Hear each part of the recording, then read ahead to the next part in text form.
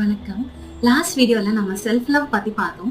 Self love ஸ்கேல்ல நீங்க எந்த இடத்துல இருக்கீங்க அப்படின்னு உங்களுக்கு தெரிஞ்சிருக்கும். ஸோ இந்த செல்ஃப் லவ் எப்படி இம்ப்ரூவ் பண்ணலாம் அப்படின்னா, self love starts with self acceptance.